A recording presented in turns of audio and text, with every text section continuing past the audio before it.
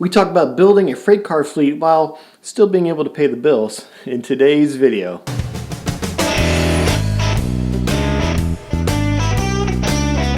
Hey everyone, how's it going?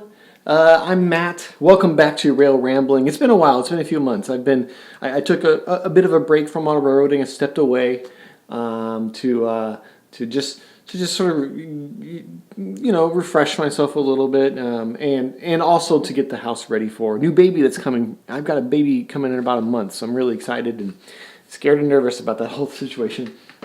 But I'm back. I'm excited to do some more videos for you all. I'm excited to get back to working on my layout. So let's do it. I thought about making this video, and I actually made this video 3 times before. This is the 4th time recording this video. I'm very rusty. I've been out of it for a while. So I made some notes for me, so hopefully that goes really well for you guys. This video hopefully turns out good. And I don't have to re-record it. But what happened was I bought myself a bit of a birthday present this year. My parents gave me some money. They still do that. And so I bought an Exact Rail High-Cube boxcar TTX paint scheme. Gorgeous car. I love it. It's wire grab irons, etched metal parts, lots of separately applied details. And even though it's a simple boxcar, it's just a really beautiful piece. I have 2 other TTX cars like this with slightly different paint schemes, and they're great. I just love them. So after shipping, this puppy cost me $50. Very expensive. But then that got me thinking, like, I talked about in previous videos how expensive this hobby can be, and it can be quite expensive. But there are ways to go about model railroading that will hopefully help you save a little bit of money and not be such a burden, because model railroading is great. Any hobby is great, but if it becomes a burden on you and your family, that's not a good thing. And model railroading has gotten very expensive in recent years, and that's kind of a shame because it gets it out of the range of a lot of people, and a lot of kids especially, who want to get into building, a nice model railroad. But there are ways around that, and that's what we're going to talk about today. So, maybe you are a person who just got your first train set for Christmas, or maybe you got a Christmas bonus and you decided now's the time to jump into the hobby. First of all, welcome.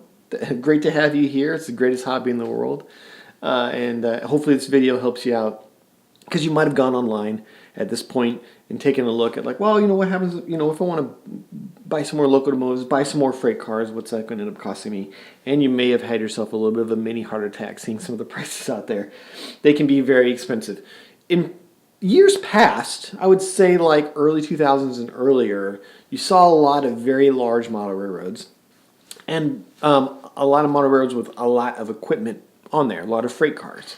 That's because that stuff was cheaper back then. I remember being a kid and being able to get an A-Therm Blue Box kit for like $5 at the model railroad shop. So certainly $5, way cheaper than $50. What has changed? Well, cars have gotten more detailed. A lot of these separately applied details now come applied in the factory, so you don't have to do them yourself. They certainly look gorgeous, but they can be very expensive. So how do we get around that? How do we build a freight car fleet that is appropriate for the size of model railroad that we want to build without killing ourselves or killing our wallets? First thing to do would be to pick a prototype. Pick an era, choose a railroad, choose a location. Figure out where it is you want to model. What is it? Is it a Burlington Northern? Is it a BNSF? Is it modern? Is it 1980s era? Is it 1940s era?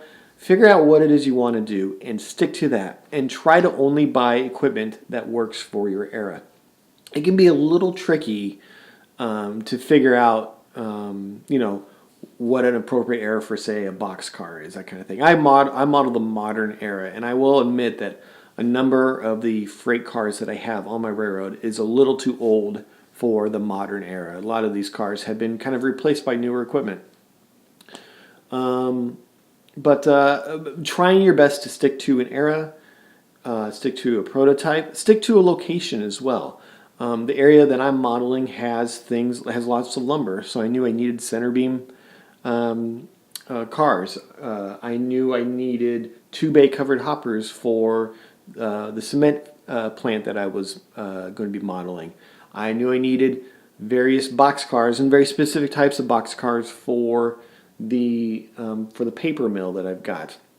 Same thing with tank cars. You need very specific types of tank cars. So I knew I could hone in and narrow down the types of equipment I would need on the railroad. And by doing so, I didn't find myself like just buying stuff that looked cool willy-nilly. You know, I wasn't buying like 5 or 6 coal cars here and a bunch of 4-bay grain hoppers there, and buying stuff that I like, that looks really great but doesn't fit my railroad. By focusing in on the industries I want to model, the time and place I want to model, I'm able to keep myself in check, if that makes sense, and only really worry about buying the stuff that I really want. The flip side of that is when you find something you really want and it's very, very expensive, maybe an out of production kit, and they've got it on eBay for like 2 or 3 times the price that it originally was. You tend to want to jump on that immediately, thinking that oh, I'm never going to get this chance to have this kit again. I would say try not to do that. Try to look for the deals.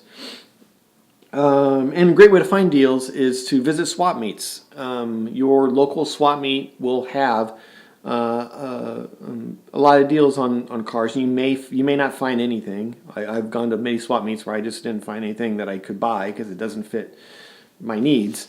But you may be surprised and find that 1 or 2 cars that you really, really want that's really cheap.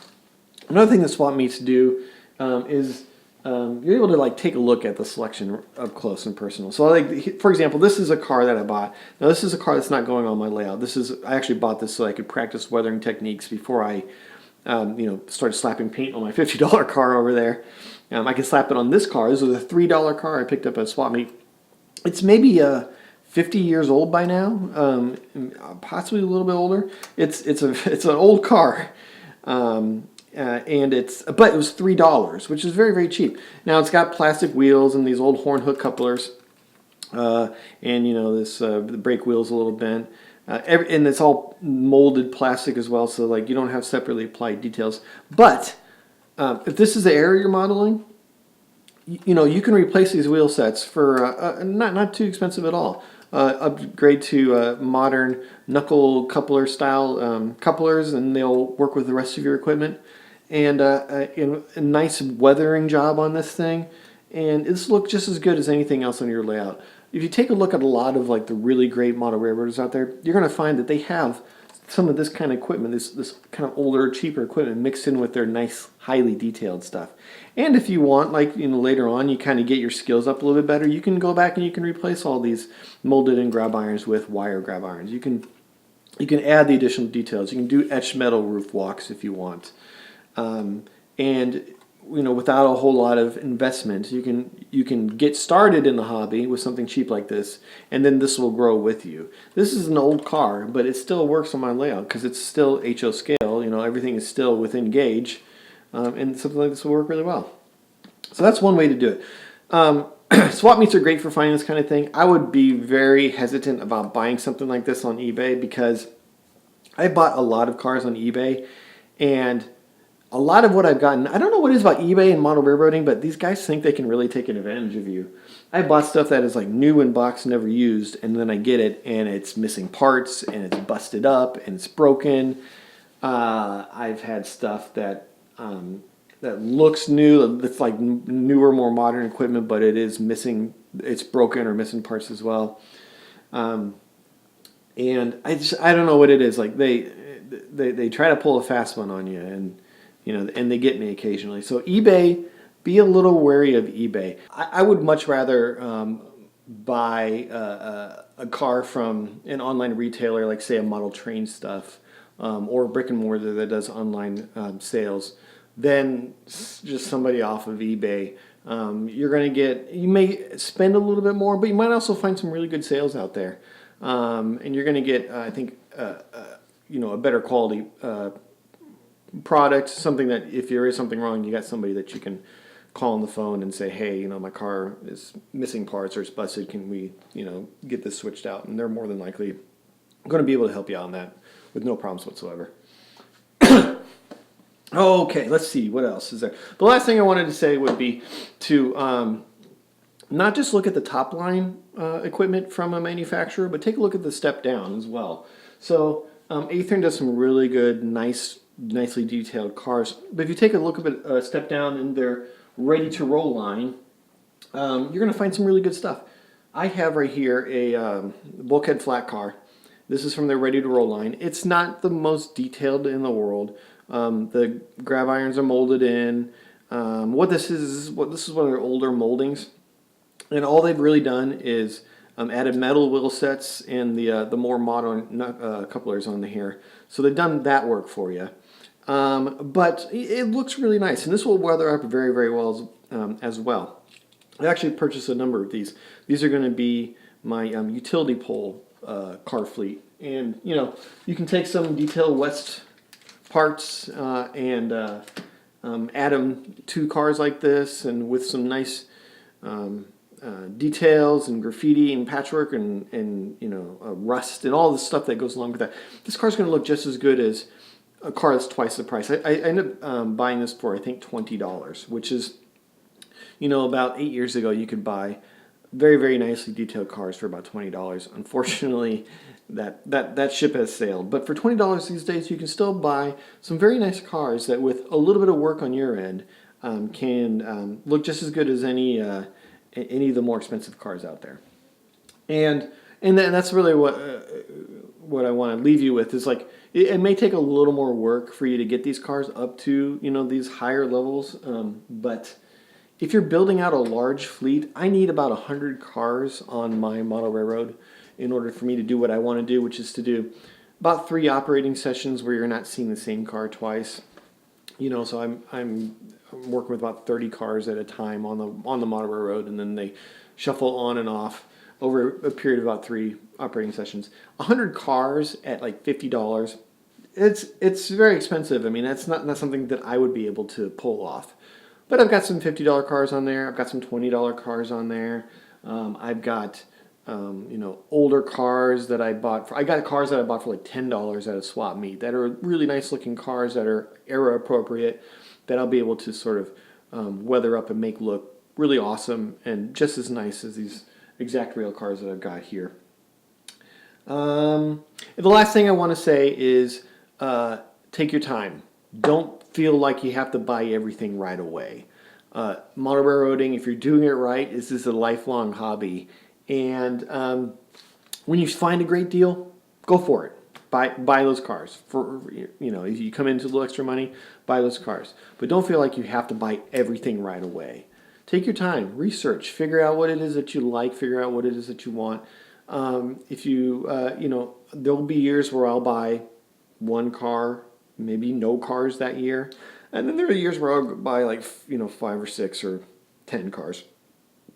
I've got a fleet now. I got more than enough cars now to do everything I need to do on my model railroad. And then some. Basically anything that I'm buying at this point is because it's something that I really like, or something that's kind of interesting that I hadn't seen before that would work really well on my model railroad.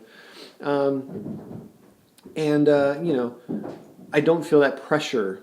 If I think about this as a long-term hobby, a long-term investment in fun, I don't feel that pressure to have to kind of buy everything all at once. So I don't feel like, oh, now I've got my model railroad built. I need to buy, you know, 20 center beam hoppers at $50 a pop.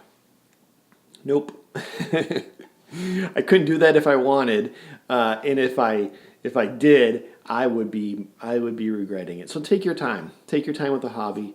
Look for the sales. Look for the deals. Don't feel pressured just because you see it right there, right in front of you at that moment. Like, boom, I need to get it now because I'll never see it again. That's not true. This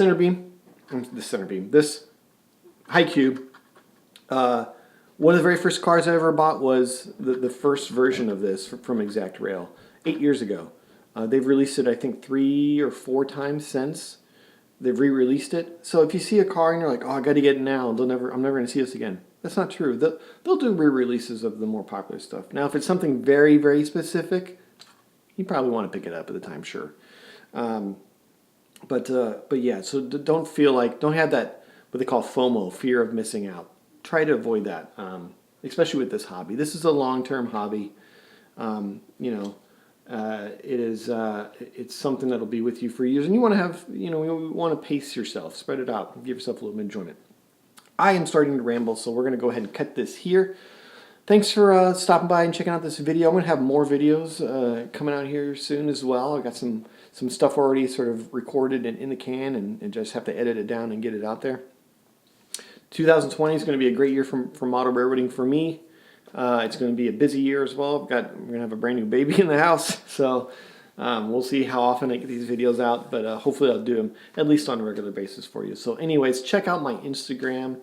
I'll be posting updates there as often as I'm working on the layout. I'll have something to post on Instagram. Also check out my blog. I got a lot of stuff up there. If you're interested in the railroad that I'm modeling now, the research that has gone into picking this prototype and all of that, you'll find that there. So yeah, so thanks for stopping by, and I'll see you guys in another Rail Ramblin'.